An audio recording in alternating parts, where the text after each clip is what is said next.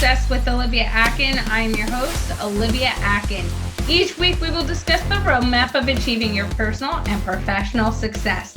We give you real-life stories on growing personally and professionally to achieve your life and career goals with the help of some top-notch guests. Today we are speaking with Lesa Koski. Lesa Koski is a seasoned attorney and family mediator, specializing in helping clients navigate divorce and family law matters with clarity and compassion. As the president and founder of Koski Law and Mediation, PLLC, she has spent over 7 years providing expert legal guidance while also serving as a state qualified neutral, ensuring fair and peaceful resolutions. In addition to her legal work, Lesa is the host of Saddle Up and Live, a podcast dedicated to empowering women over 40 through conversations on faith, wellness, relationships, and personal growth. Drawing from her own life experiences, she offers practical advice and strategies to help women embrace life's transitions with confidence. Whether in a courtroom or behind the mic, Lesa is committed to guiding others towards resilience, success, and fulfillment. You can find Lesa on LinkedIn by searching Lesa Koski or by going to her website, familyandcivilmediation.com, or by email at lesa.koski@gmail.com. Hello, Lesa. It's fantastic having you on the show today. Thanks so much for having me. And I have to let you know, you can just go to lesakoski.com. That's probably the best way to find me on my website. But thank you so much for having me. Lesa, to start off the show, can you tell me what success means and looks like to Lesa Koski? Yeah. And it's interesting because as I've matured and grown, it's kind of changed over the years. And I wish I would have known this earlier. But I think what it really means to me is to align yourself with your calling. And that's a lot different than what I used to think. I used to think of success as how much money I made, how many credentials I had, how much school I went to, and it was kind of like white-knuckling it through life.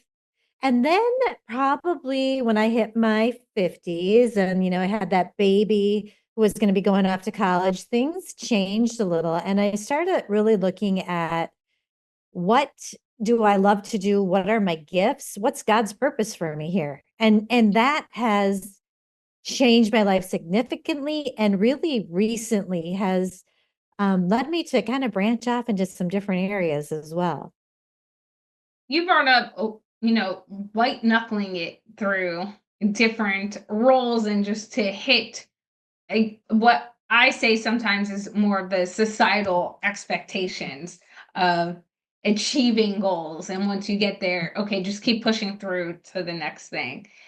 How was being a family law attorney and then hitting a moment when your family was transitioning it, as you mentioned, around 50 years old, where your perspective started to change? Because there also is a lot of stress in being in a family law and a lot of different emotions that can happen at any one given time. Did you find that playing a role in other aspects of your life as well?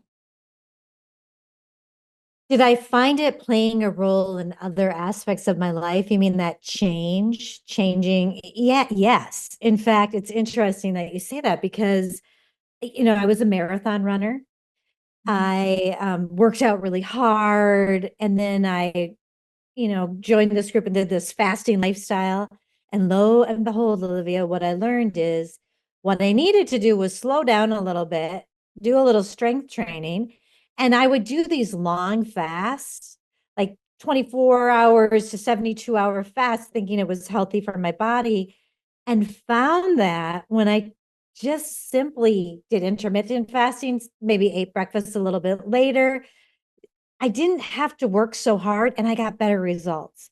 So I think that's kind of what it's about. And with as far as my career was concerned, I think I kind of just hit the wall and went, ugh, I don't like this anymore. This doesn't feel right. And I did a lot of soul searching. I mean, it wasn't easy to figure out, you kind of, when you talk about aligning it with your passion and your purpose, got to know what your God-given gifts are. I had to be in alignment with him. I'm a strong Christian, so I had to look to him a little bit more, and then really look at what are my gifts. And and I always thought it was kind of fighting for people, but what I've learned is that it was really communication and bringing people together. And that caused a huge shift in my life where I really began mediation. And that was all I did. I stopped fighting things out in court. I started helping people work together. And I also have a podcast in addition to Saddle Up Live called Doing Divorce Different. And what I did is couples would come to me and we would do their divorce together. And they would still have that legal knowledge, but they weren't wasting all their money. And I'm not going to say that there aren't times that you need to fight it out in court. But for those people who don't want to throw away all their life savings, who want to do what's best for their children, working together in a mediation is the best way to do it. So I really honed in on that, and it grew and I flourished. And then as I've walked through life, I became a life coach. Now, in addition to helping people to, divorce amicably, I help them take one last ditch effort to stay together. So, it's not only one or the other, which I love, and it's fun. Touch upon that as well, both aspects, but especially the transition from fighting it out in court to mediation. How has some of that court expertise or tactics helped you come to the table with individuals who might be open to mediation, but not fully? Or one side is like, yes, let's mediate, XYZ, and the other side's coming in not ready to be in that room.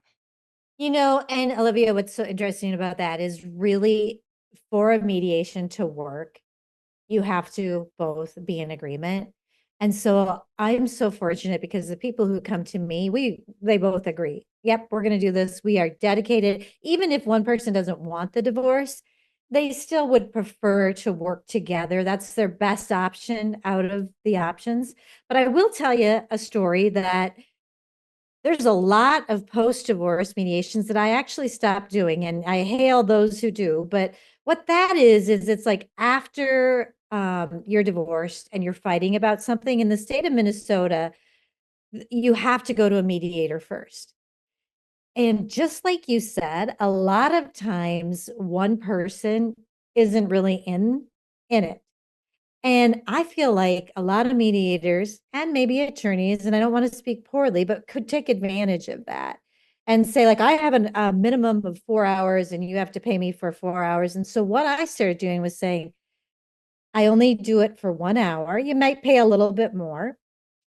And because I know in that 1 hour, if these people are dedicated to actually working it out, or are they just trying to check a box with the court? And so, of course, when I'm in a situation where one party is not really into it, I just go over the benefits. Okay, you can be in charge of the decision, or you can let it go to court and you don't know what's going to happen. You're going to be paying more money, or right now you can make a decision. And you know what? A lot of times they're not going to get that different of a decision. They're just going to spend more money getting there. So, For you as a mediator, how has mediating changed your experiences and like your own outlook?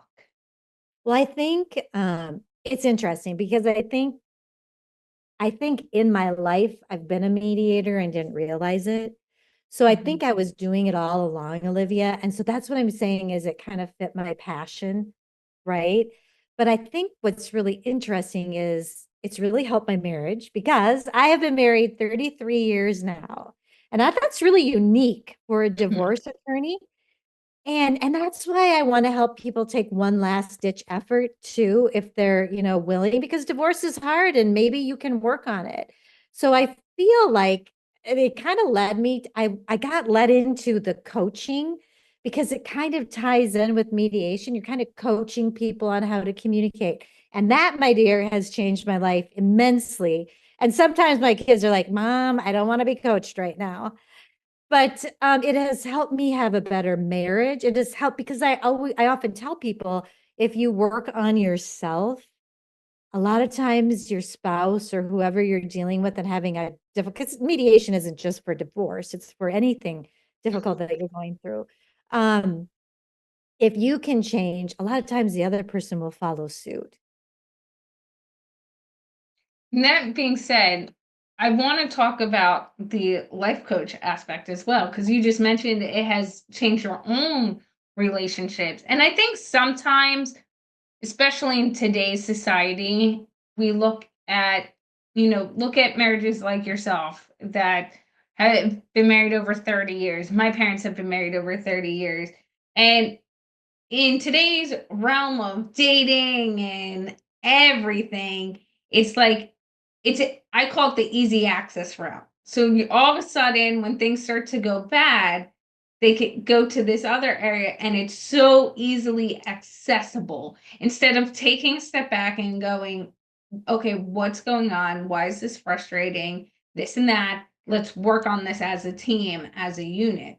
So when you start to help couples who want to give it that effort, that go, okay, can we fix this? Because sometimes, as we all know, when we fix something, we could come back even stronger than Yes. before.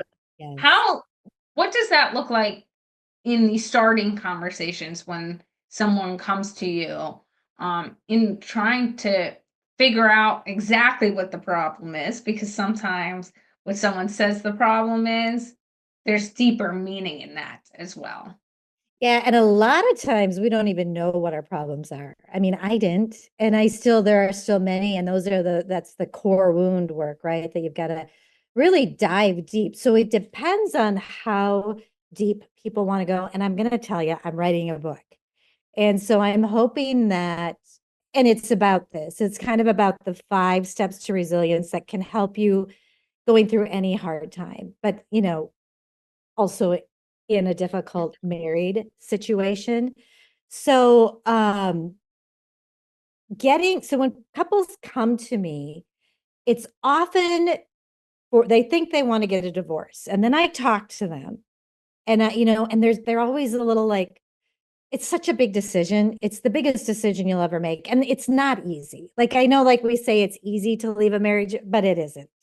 It's expensive. You're not better off financially. It's hard. And when you have kids, it's hard too. So it's really something to grapple with. And I feel like just make sure you've done absolutely everything you can. And that I believe is doing the work on yourself. And I've heard things said. I love therapy for a period of time, but I love coaching because you can learn how to do it yourself. I don't want to be leaning on a therapist and sometimes we can spin out on what's wrong. So I think there's a place for that. But coaching's a little bit different where you're looking towards the future and how you can move forward. So what I normally do with clients when they say, you know what, okay, maybe I do want to, I'm creating a course to help people. But right now, when they work one-on-one with me, we separate out and I work with each of them alone at first. And the one last ditch effort is to, kind of get their mindset right. And that's so deep. And it's figuring out what their feelings are, what their thoughts are behind. I mean, we could go in for hours about that, what their thoughts are behind those feelings, teaching them how to do that themselves so they can get in the right mindset and change the stories they're making up.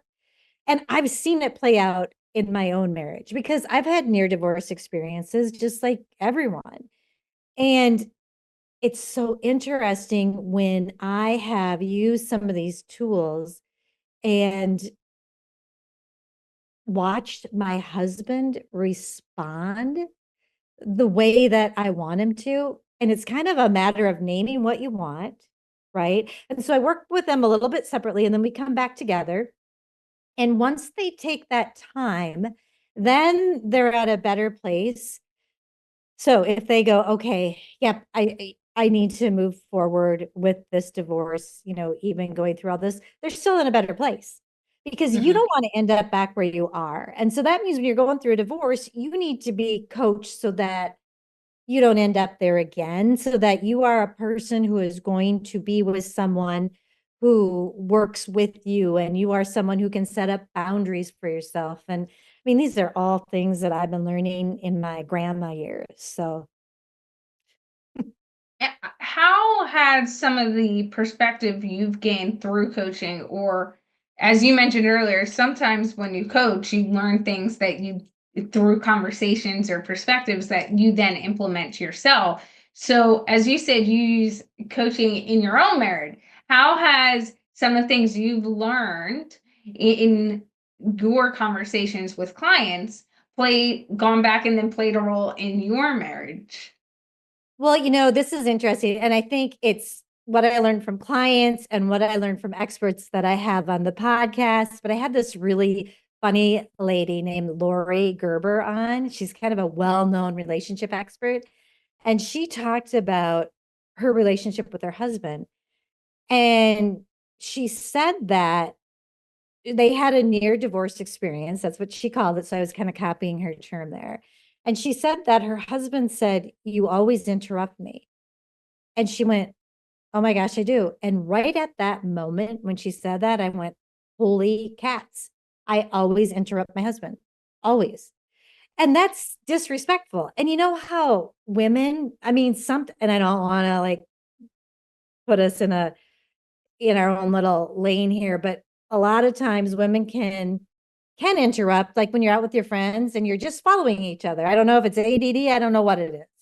But husbands aren't like that. In fact, it's funny. I heard from somebody once that when women talk, they relieve stress. And when men talk, they get stressed. I don't remember where I heard that, but that has taught me. That taught me. And I talked to my husband about it and I said, "I'm so sorry. I just realized I'm interrupting you a lot." And then, the other thing that I've learned through mediations too is just the communication style about listening. Here's a key thing, Olivia, that has helped so many people, and it has helped me in my own marriage, is when you listen to someone, even if you're mad as a hornet and you don't agree with it, say, "I hear you. I think this is what you said." You saying it back to them lets them know, because otherwise, you know how you're like, I mean, I do it to my husband where I keep going and I don't stop. I'm the Energizer Bunny, like, because I don't feel like you heard me. So that way, at least you're telling them. And then there's something about you restating it that brings you, calms down, and maybe gives you a little empathy and maybe does help you understand it a little bit better. That is like one amazing key ticket item that isn't that hard. That has changed my marriage. I love how you brought up too the talking, because definitely a talker. And one thing, there's points in my relationship where with my boyfriend where he's very understanding. He knew I was a talker when we met. And that could be really good in general for communication, especially when you're getting to know someone. But also, like, we've had conversations where I'm like, I'm not going to take offense to it. And he will sometimes like be like jokingly with me. He'll like start to say something and he'll pause and I'll be like, "No, I didn't. But that being said, did you see this blah blah?" And like it ties to it and is a good transition. He's like, "Okay, so you didn't want to hear the story because we just went left." And I'm like, "No, like I did. I like, but you saying that and then pausing I made me think of this and I want to get it out." He's like, "Okay, can I go back to this? Like, can I tell you this story now?" But it's like having a space, like you said, to like if you want to call it this, like call each other out on it in a fun, respectful way to be like, "Hey, this is what's going on. Let's get back." But also, like, I sometimes when he goes, "Okay, Olivia, talking a lot. Like, can I get space in?" I have to also realize, and we've had conversations about that sometimes that happens, not because like all I want to do is speak, but like let's be honest, Lisa and I, we both have podcasts, so obviously we like to talk and talk to people. But it's also the fact of like when I'm home all day and I work remotely, and you're the person I get to see in person and watch facial expressions, body language, and I trust you to bounce ideas off of you and all these different aspects. Sometimes it's like word vomit where I will just go out and I'm like, I gotta get it all out. Mhm. But I think we especially forget sometimes that that isn't everyone's space. Like, Right. Well, and what I love, what you said was something that I picked up on. We need to get that need met. You and I, we want to contribute to the world. We want to talk. And you know what? Look at, you're doing it because you have your podcast. That would be a way for, that's great coaching for yourself right there. mhm, Because you don't have to vomit it all over him. You can talk about it yourself. But I thought it was so interesting too that you said when he's talking and there's a pause. I remember, Olivia, not that long ago, going through that with my husband where I'm like, he's like, you're interrupting me. And I'm like, you paused. Like it's normal when you stop talking for someone else to talk. That's not you not do the same thing you did. So I think try that thing where you say, okay, so this is what I heard you say. And it's sometimes hard because I feel like I might forget what I'm going to say, mhm, where I just have this great idea I want to tell you about. But try that and see, because I think it's made a difference for me. mhm. What other things have you I'm gonna flip this a little bit now. You've experienced in your marriage and it lasting as long as it has, and knock on wood, another 50 years, Right. um, that you've then taken to your mediation and or the coaching you do? Isn't that interesting? That's such a good question because when I think about it, well, I think when I started out, I had this idea that maybe I knew it all. I can communicate well. I have this great marriage. And then it's so interesting. You know how like the more you learn, the more you realize you don't know. And I love learning. It is my hobby. I'm a junkie for podcasts. I'm a junkie for self-learning. So I think that maybe what I realized is it wasn't quite what I thought. And I think so. I mean, I was living my life people pleasing, Mhm, filled with anxiety, to the roof, filled with anxiety, because it's hard to try to please people all the time, and including my family and my husband. So, I mean, I think it goes both ways, but I think I have learned so much that will help my personal life and help my clients. It kind of goes hand in hand because when you really go through it and feel it, and I haven't been through a divorce, but I've been through really hard. I've been through really hard things. Um, and so I get that. I get what that's like to go through something hard. And so I want to help people. At first I always said, I want to help people suffer less. And that's true, but I think we all go through hard things. I mean, mhm, we're all going to at some point go through something hard. So I want to use what I've learned and share it with people so that they can feel like I can handle this hard. I can make it through this hard. I want them to have the courage and I want them to learn the lessons so that when they're on the other side of this, they feel stronger. And I think so. What I don't even know if I've talked to you about this, but what I went through was about a year ago, they caught stage 1 breast cancer. mhm, And I had to go through surgery, I had to go through chemo, I had to go through radiation. And I told you I had that reset a few years ago when I wanted to do what I really liked. Well, let me tell you, that was a reset, especially I think when I didn't, when the unknowing part, I was very blessed by all the results were so good. It was small, it was contained. Everyone was very positive about it. That's a blessing. You've got so much hope. And then my relationship with God got even stronger. But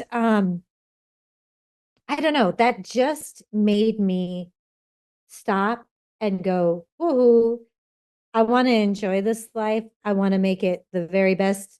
I want to feel the joy. And that's where I kind of go into my 5 pieces of resilience. And one of them is rest and play, which mhm. I was really bad at.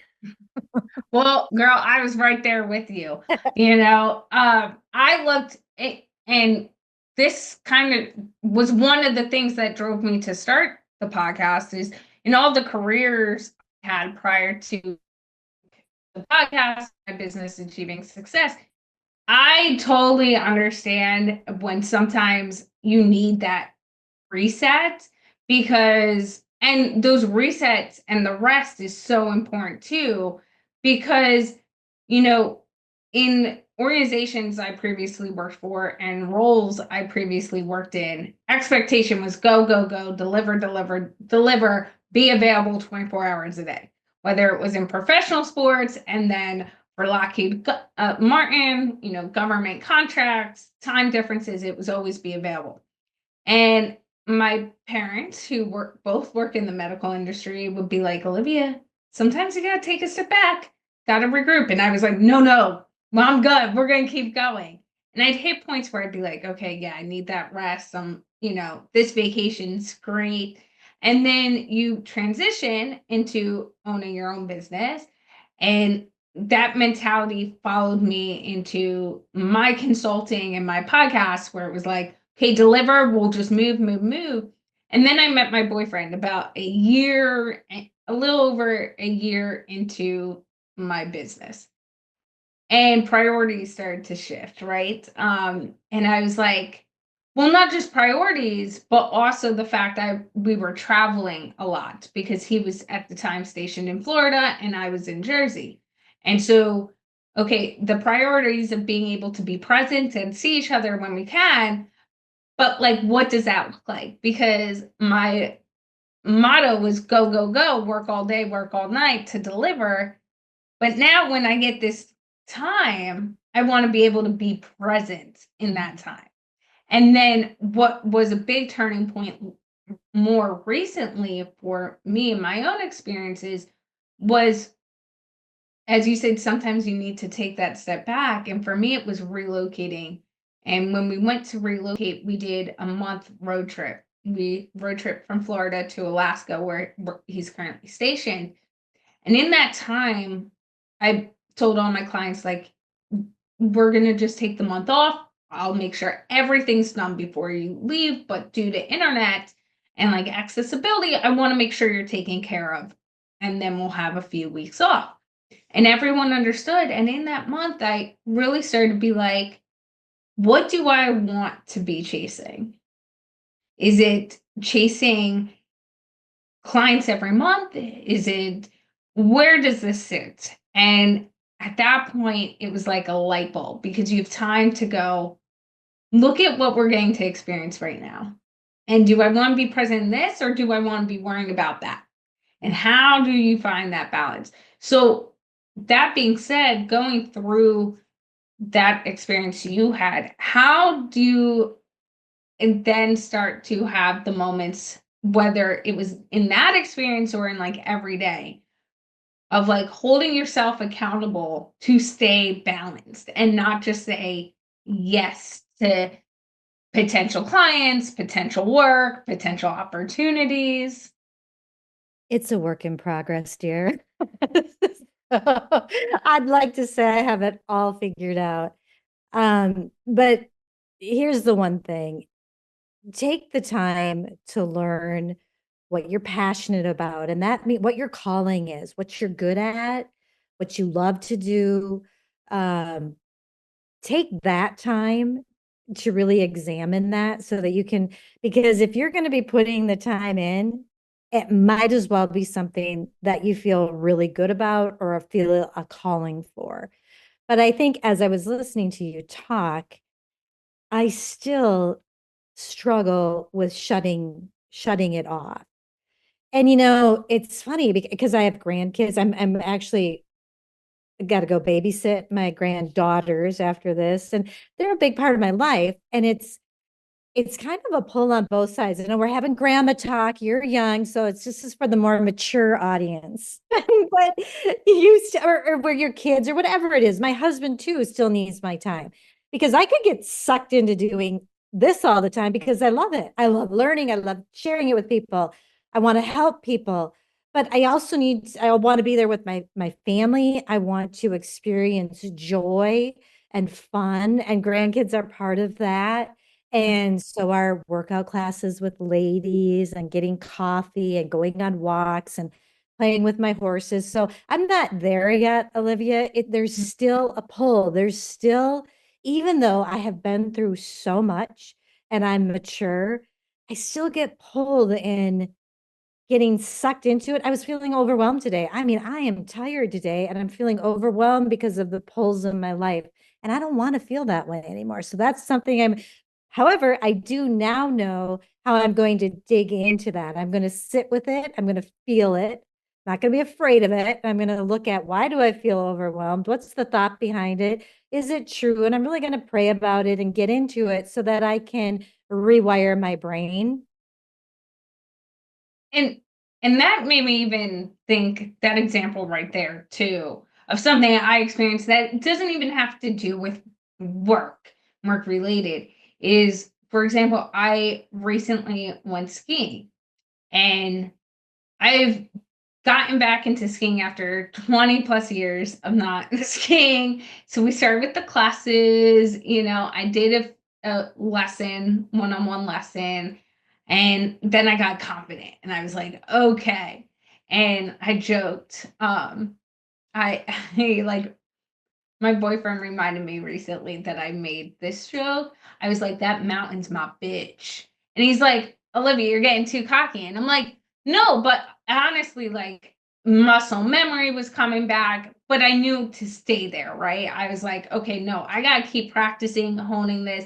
I'm going to stay on the bunny hill. Now, Alaska, let me tell you, a green mountain trail is really like a blue everywhere else, and like a blue is like a black diamond. It's like weird. So like I knew expectations were set when my boyfriend and everyone was going on to the harder, like their normal runs, because they've skied in a while. I was like, I'm just gonna stay here on my bunny one, and I'm gonna like still own it.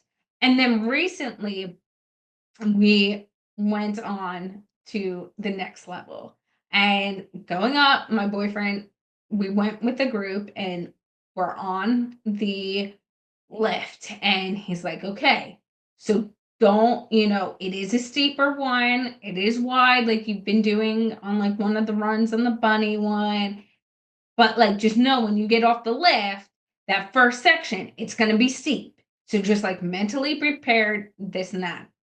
And we go, and I'm like, okay. And I start doing it. And very quickly, say, like, before we got through that section, I fell and I went flying. And I'm like, get up. And I'm like, okay, like lock back in. We're like, everyone stop, make sure I was good. I'm like, nope, okay, we're gonna lock back in and keep going. Kept going, and it was an off day too. So like again, having trouble, the fears kind of setting in, the difficulties setting in, fall again. And this is like the most I'd fallen, like I ended up falling like 4 times or more. Some of those falls were literally just trying to get myself back in the ski, because I start to slide, and then it was like I'd fall because, I'm not locked in. And at one point, my boyfriend turned to me as he was trying to help me, and he goes, Olivia, is this because you're tired, or, things you're forgetting, what you were practicing on the lower mountain, or is this the fear? And in your moment of fear, you're just going. And when you're going, you're not thinking, and then you freak yourself out and like understand where you're sitting right now. And I look at him trying to like in the moment be like, nothing scares me. And like, no, I got this. And I was like, no. And a big part of me believed, you know, it was not that I was scared. It was like something was off. And it ended up, when we got down to the bottom of the mountain, the last third of it I did flawlessly. And it was, a part of me realized to myself I was not going to let the mountain win. I had to complete it. I could have like slid down that mountain because I was sliding a lot. So it was a slush. So I could have just slid. down. And I joked at one point, like, that's just what I was going to do. And I was going to be done. And I just kept saying to myself, I need to at least say I got down the mountain. I need to at least be able to say I did it no matter how many times I fell. But then I got down, and long and behold, I rent my gear, and so when the renters put my boot on, they put it on too tight. So I was having difficulty turning because the medics actually looked at me at the bottom of the hill because then I realized I was in pain and they were standing there and I'm like, hey, can you just look at this one foot because it seems to be more in pain. Granted, I fell a bunch, so I was like, it could be that. And they were like, this was put on way too tight. And I'm like, that makes sense. I wasn't making it up in my head. Like something was off. I couldn't fully do motion. But then I also sat there with it and I said, no, I was scared. Mm-hmm. I was scared after falling 3 times and my confidence was getting defeated a little bit. I just want to get it done. I just want to go, but I knew I wasn't in the safe space with it. So I do think sometimes too, it's as much as it might be hard to embrace that and lean into it, you need to in order to do anything better because there was no way I was going up that mountain again. But I need to be able, at least that day, Yeah. I need to be able to get back on that mountain. But I needed, in order to do that, and again, we could take that and make it metaphorical as well. But in order to do that, you need to realize where the fear sits. Well, and I love that you're talking about this because I think they say anxiety is fear of a feeling. And it's Mhm, like we're afraid, we think our feelings are going to consume us. And what I started to realize, and what I've learned from experts who have been on my people much smarter than me who have been on my podcast, is that when you stop and feel it, no matter what it is, if it's a fear, if it's overwhelm, if you stop and really dig, like sit with it, and there are little things, tricks you can do, like where is it in my body? And that sounds so foo-foo and weird, but usually it is somewhere in your body. Usually like my fear is in my gut or whatever it is. mhm, You can feel it, you can name it.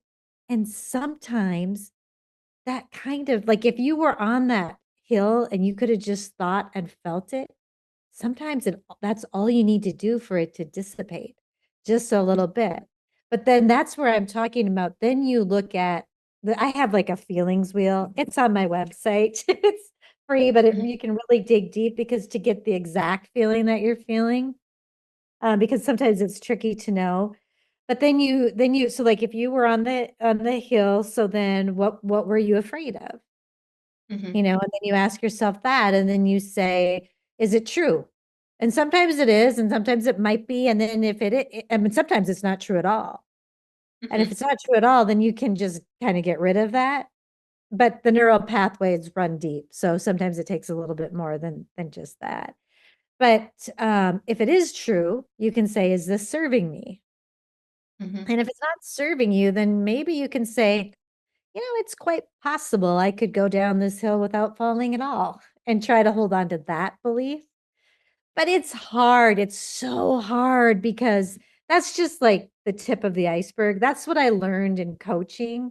Now I've you know, done a deeper dive, and there's some courses on my resources. There's a JJ Flazane that you can find on my website. She does core wound work.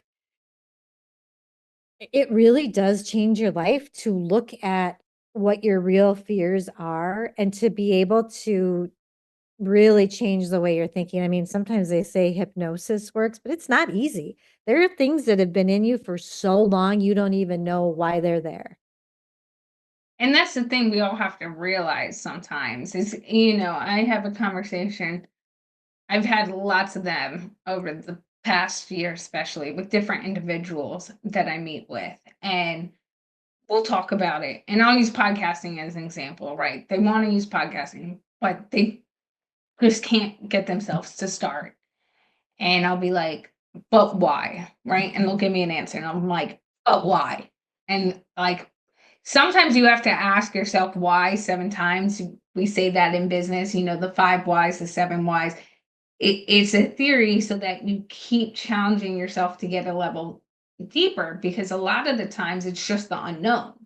And to your point, you have to get comfortable with the unknown and where that's stemming from. But because it might be your crutch to lean on, right? We all have those crutches we lean on. We might not even know why we think that way. But like getting rid of the noise and going, okay, go deeper, like explain it.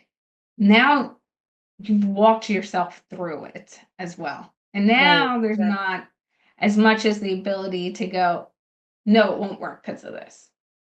Right. And And I then, love too how you brought up taking action. For some reason, I am a person that does that, even though I don't want to. I have done so many scary things in my life. Um, that I do. Like, I start the podcast, I write the book, just do it. Who cares? mhm, And I think that's really hard for people. A lot of times, that's one, thankfully, thing that I seem to be able to, in some areas, move through. But then there are other areas where I don't. mhm. And that's the thing. I love how you just said that there, right there too, is because a lot of times when you and I are very similar, right? We just started. We're just like, okay, what needs to get done? We'll do it. Let's move forward.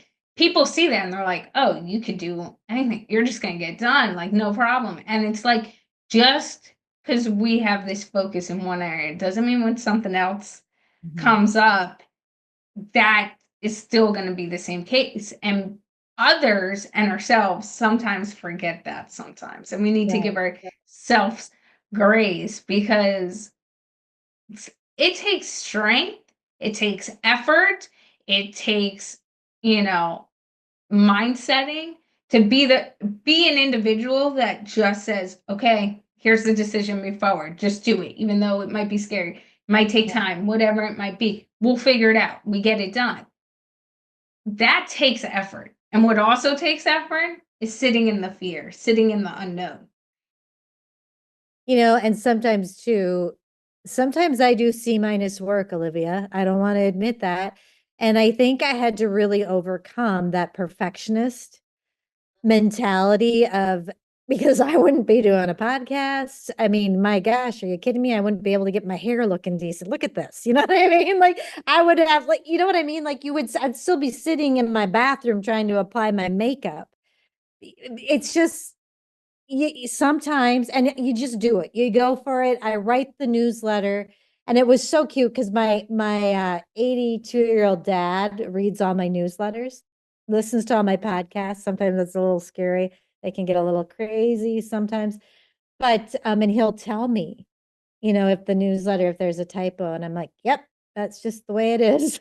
And that's hard because I've spent my life wanting them to be proud of me and to please them. But if I sat and worried about every little detail, I wouldn't be doing anything. I'd still be Mhm, sitting at this desk planning and never mhm, doing it. exactly. Well, Lisa, how can people get in touch with you if they want to connect with you? Well, I think the best way is just to go to lesakoski.com. I've got a website. You can connect with me there. I'm on LinkedIn. I'm on Instagram. I've got a Lesa or Koski Law and a Saddle Up Live. Saddle Up Live podcast is my love. I'm so passionate about it. I have Doing Divorce Different. Once in a while, I'll put some new ones. Saddle Up Live comes out every week, but Doing Divorce Different, if you are going through divorce, there is a lot there. If you, whatever you need, to help your kids, to help you through it, that's there too. And that's not going away. So Awesome. Well, thank you, Lisa, for all of your insight today. thank you so much for having me. I really appreciate it. And a few key takeaways from today's conversation include: ask yourself, what is your gift? As Lisa talked about in her journey, it was really understanding that even as a lawyer, she was mediating, family attorney. When she took a step back, really got in line, she was like, I've been doing this. This is the gift. This is where I'm going to lean in more. As well as for mediation to work, you both need to be in agreement with that is the path forward, and not just trying to check off a box.